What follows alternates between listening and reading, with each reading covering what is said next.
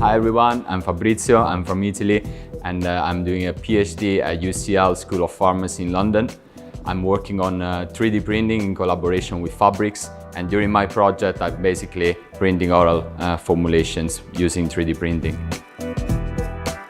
We are actually the first group in the world to investigate selective laser sintering to make medicine. My name is Professor Simon Gaisford. I work at UCL. I'm head of pharmaceutics, and I'm also director and co-founder of FabRx. We originally looked at 3D printing as a research tool, and then we decided there was a commercial opportunity. So we set up FabRx as a spin-out from the university, and its specific aim is to focus and develop on 3D printing for pharmaceutical dosage forms. We were very interested in selective laser sintering because we don't need to use a liquid as a binder, we just use a powder and a laser. And the precision of the laser is something we were looking for. So one of our research directors found Sintratec as a manufacturer of SLS systems, and it was a system that we hadn't been able to purchase before because the cost is very high. But because you supply a system which can be kit built, it was a very affordable system, and so it was an opportunity to explore a technology we couldn't use before. We bought our first Sintratec kit, and then we tried to print the first tablets using paracetamol, and we managed to print them. So we dissolved those tablets, we checked the amount of drug inside, and surprisingly we realized there was no drug degradation. The drug was still there, and it was a very, very happy moment.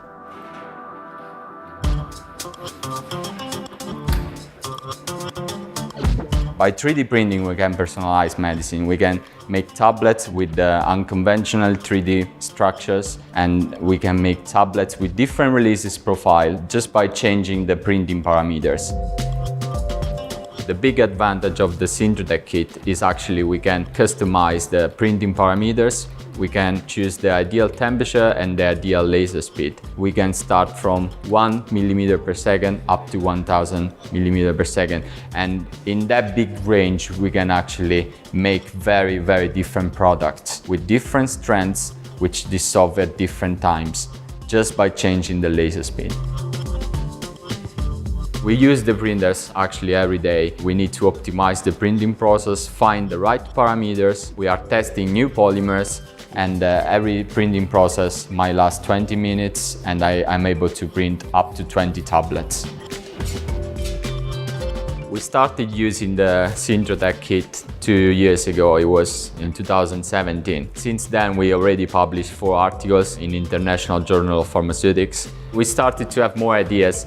That's when we decided to invest on a second kit, and since then our research is much faster and we can be much more effective. I think of all the techniques that we've evaluated, laser sintering is up there as one that we think is one of the most promising techniques for bringing products to market. It means that we can make an almost infinite number of doses, so we can tailor a dose to a patient. We can put more than one active into a particular dosage form. And so to be able to formulate drugs for very small numbers of patient groups is going to allow us to offer medication for people with rare or poorly studied diseases. And I think that is fundamentally going to change the way that the pharmaceutical industry has to formulate drugs. I see a very big potential on this technology, and I'm sure in the future this technology will play a major role in the pharmaceutical industry.